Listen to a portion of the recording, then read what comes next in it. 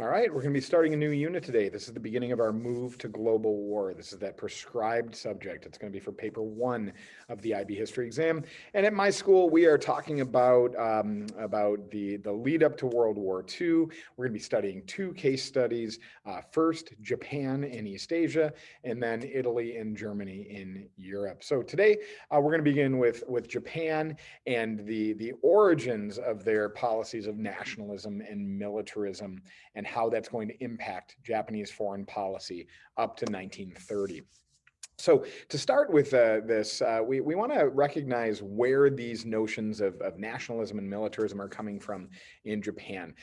First of all, we've got in the late 19th century a determination for the Japanese leadership to turn themselves into a Western-styled military power. Japan has got a belief that it is its destiny to lead the Asian sphere and become an imperial power, much the same way that the United States felt it was our destiny in the 19th century to stretch from sea to shining sea, right? Japan's got a need for raw materials. They are a relatively small nation compared to their large population, and if they are going to become an industrialized modern power, they're going to have to find raw materials from beyond their shores. And then there's discrimination at the hands of Western powers, including those powers at the Paris Peace Conference, including the United States. So we put all these things together, and it's going to push Japan towards these nationalist ideas and becoming a militarist state that can expand. So let's back it up a little bit and talk about some of the historic developments that led to this reality in Japan. First, we got to go to 1853, when the first American fleet led by Commodore Perry arrived in Tokyo Harbor. Now, this is not long after the British had imposed their will on the Chinese in the Opium Wars. And Japan knows what's going on over in China, and they do not want to see the same result. They do not want to see Japan have to bow down to a more powerful Western nation. So this starts to grow. This starts to grow some sentiments against the Japanese government and the isolationism within the Japanese government and the refusal to move to modernize. That comes to a head in 1868 with a revolution in Japan. It's known as the Meiji Restoration, where the Japanese emperor will be restored to preeminence over the government of Japan. And that Meiji Restoration will immediately lead to a rapid modernization of Japan. So what are the impacts of the Meiji Restoration? First, it is all cornered on reforming based on Western models. There will be a development of a Western-style constitution with a representative body called a Diet. And the Emperor of Japan now is the commander-in-chief of the military, not merely just a figurehead as he had been in centuries before. Economic reforms in the Meiji Restoration will push to westernize Japan's economy and push towards industrialization. Education reforms will model Japanese schools on that of Western schools. They're essentially going to adopt a German model of schooling for their children, but the education is going to be strictly dictated by the central government, and it will be focused on developing a strong Japanese nationalist identity.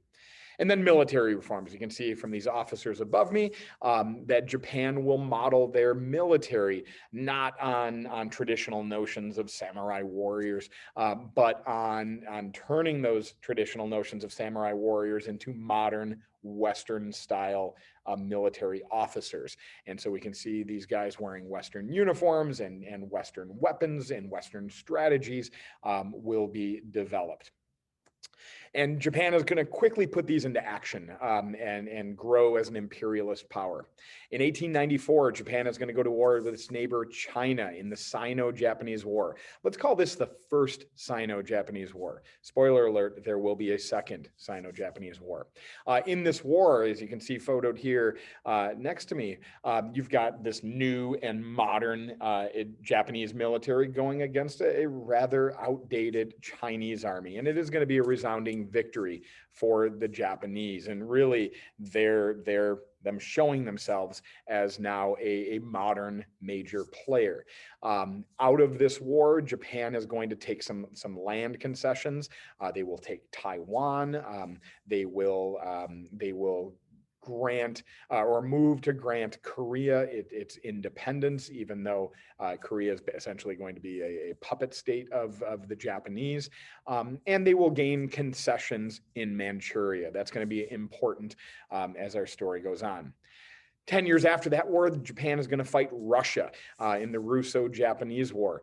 Now, this is also going to be considered a victory by the Japanese against the Russians. Now, they've got many advantages. It's going to take Russia ages to get its navy into the Pacific to fight in this conflict. And ultimately, the war ends largely because in Russia itself, the political situation is tenuous, and they're near revolution at this point.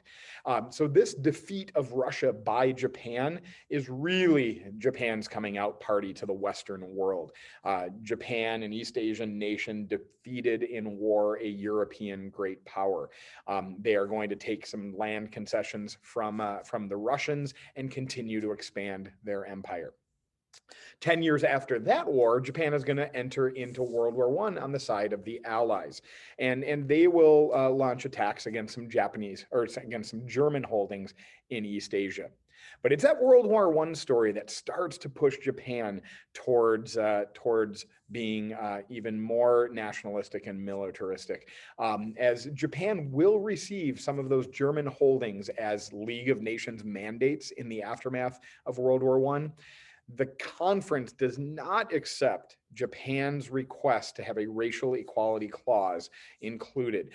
Japan, as an Asian nation looking for equal representation in this community of nations being created within the League of Nations, they want to see this idea of racial equality actually codified, actually written down.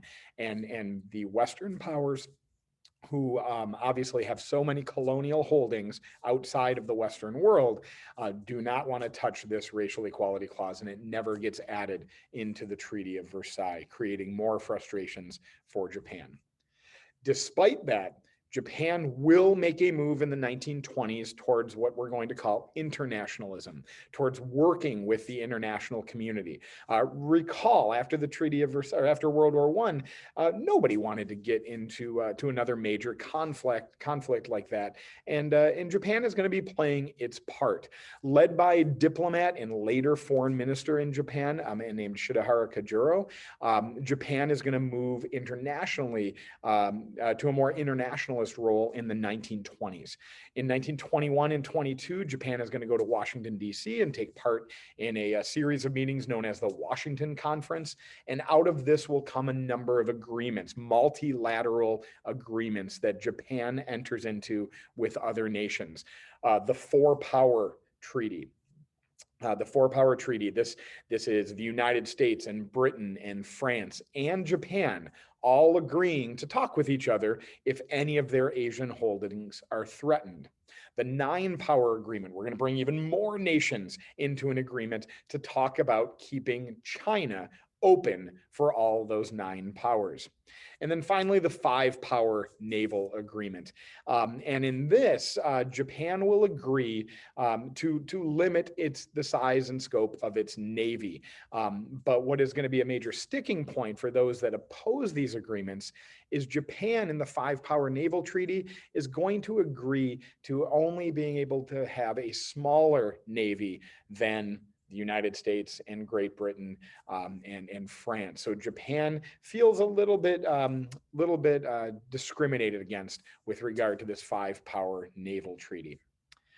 We do have some problems on the horizon in the 1920s. This democratic Japanese government in the 1920s is rather fragile. There's some financial scandals leading to some questioning of the government and the public losing some support for the central government. There are fears of left-wing radicalism and the rise of communism. Keep in the back of your mind that during World War I, there was a Russian Revolution, and now there is a Soviet Union. There's a communist government in the largest nation of the world.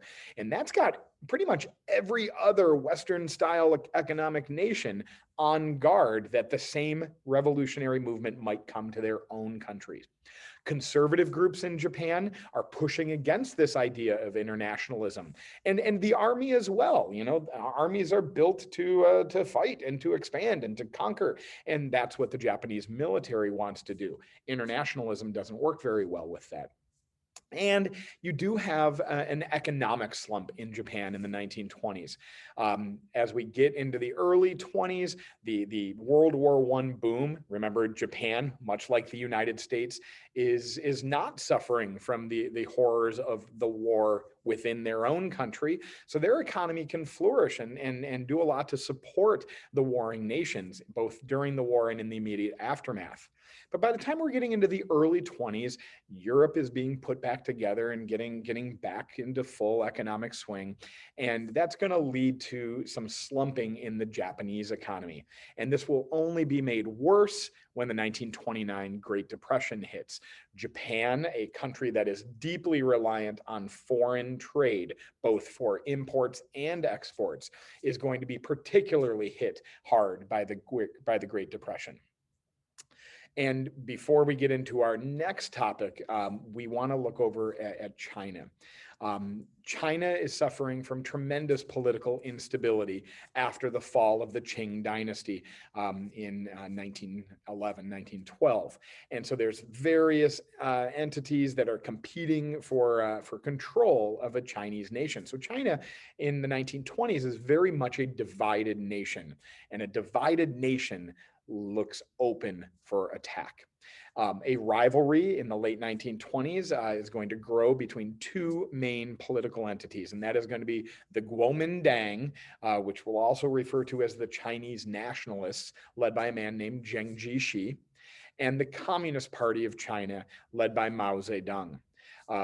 These two are going to start essentially a civil war in the late 1920s that'll only grow as we get into the 1930s. So this Chinese instability is going to embolden Chinese or Japanese militarists and nationalists to expand. You've got this prize in East Asia that is there for the taking, and with Japan already having moved into Korea, their eyes are looking deeper into to Chinese and Manchurian lands. That's all we got for today. We will see you in a couple.